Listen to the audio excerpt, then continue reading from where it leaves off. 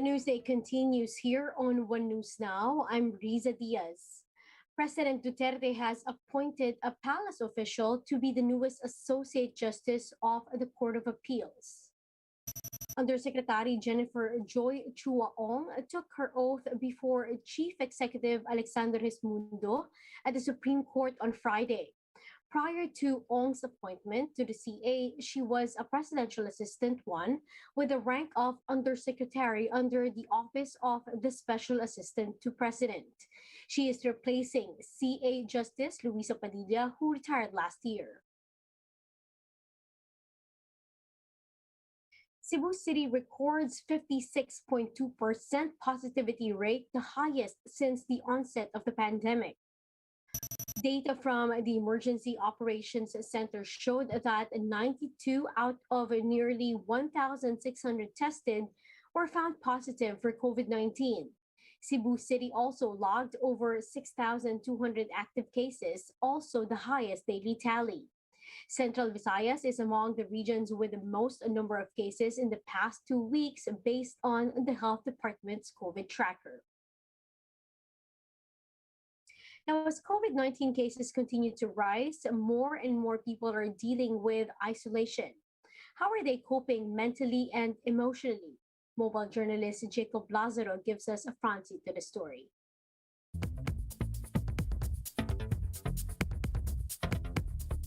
Being a mild COVID case, I thought things were gonna be easy. I just have to stay at home and drink paracetamol.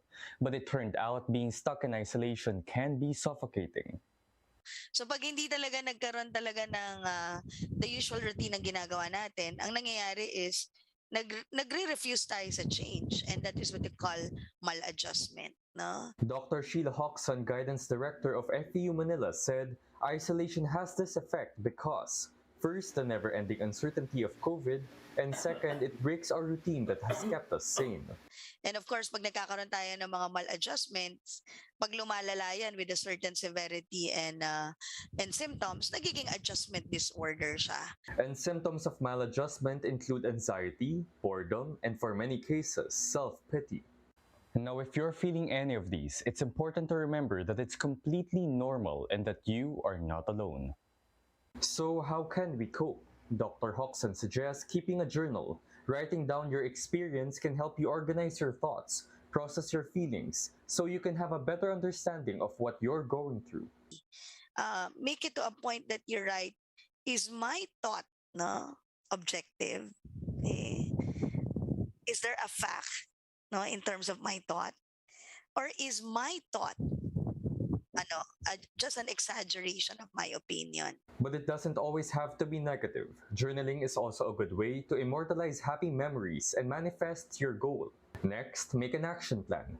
Create a structure on how your day would go, using a calendar to delegate the hours for work and the hours for leisure. Calming activities such as listening to relaxing music or doing short exercises is a good way to start your day. If you find it hard to function while working from home, changing your scenery by working in different parts of your home could help. Pro tip, get out of your pajamas. Some days I wear work clothes, beach outfits, and once for partying, depending on my mood, just to get that feeling of normalcy. Lastly, have a support system. Chat or video call with a friend or family. Check how they're doing. Tell them how you're doing. Just talk to them to get your attention out of your head. If there are small wins, celebrate that. If there are big wins, celebrate that. Go for consistency, no? And if it's not working, the brutal fact it's not working, change it. These are just some of the coping strategies that have helped me. There are many more out there. Just choose the ones that work best for you. And just remember that you don't need to rush feeling better. Most of the time, it's best to start slow and steady. Mobile journalist Jacob Lazaro, we are One News. We'll be back with more stories after the break. Keep it here on One News.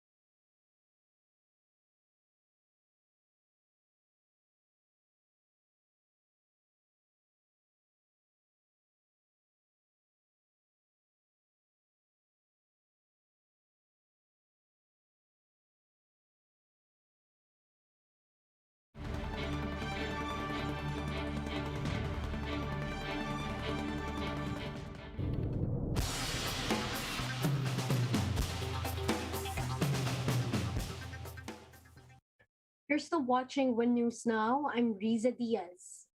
In Canada, hundreds of activists took to the streets of Toronto to protest the country's COVID-19 regulations. However, government officials and frontline workers urge patience as the country sees signs that the infection may have peaked. Earlier this month, Ontario announced a three-step plan to gradually lift restrictions, which included the closure of indoor dining and gyms.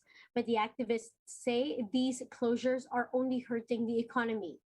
Meanwhile, Canada's Chief Public Health Officer, Teresa Tam, said that their hospitals are still struggling to keep up with the influx of patients, made worse by the shortage of medical workers. There are early indications that infections may have peaked at the national level. However, daily hospital and ICU numbers are still rising steeply, and many hospitals across Canada are under intense strain. Pfizer Chief Executive Albert Bourla said that an annual COVID-19 vaccine is more preferable than frequent booster shots in fighting the pandemic. In an interview with Israel's N12 News, Bourla said that administering boosters every 4 to 5 months is not a good scenario.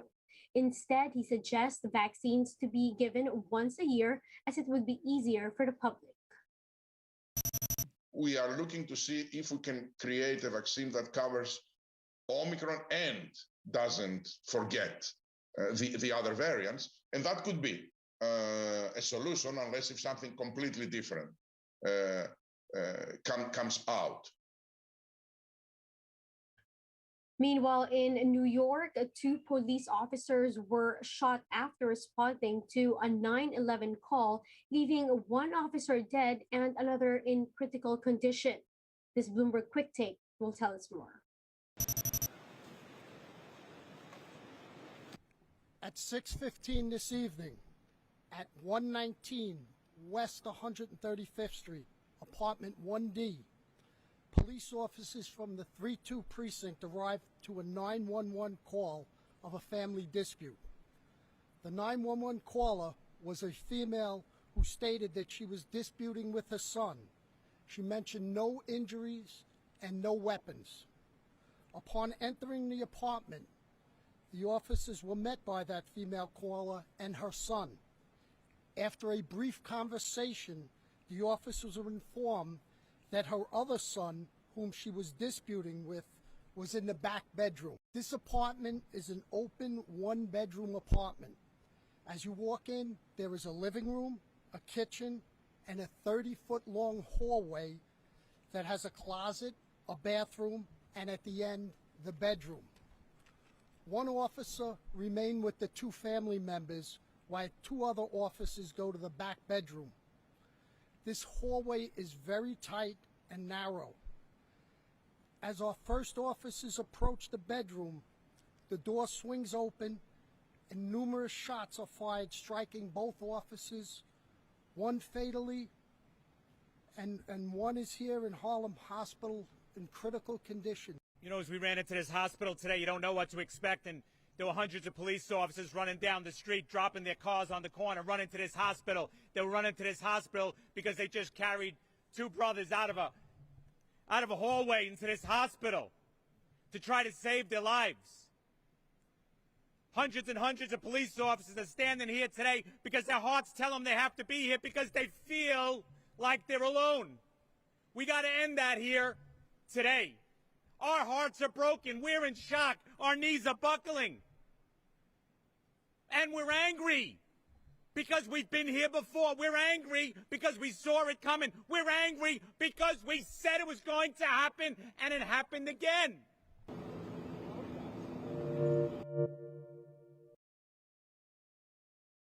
And those are the top stories of the hour. Join us later again at 12 noon as we continue to monitor the day's biggest stories. You can also catch One News on Signal Play app. Register for a free account now at www.signalplay.com and stream One News live anytime, anywhere.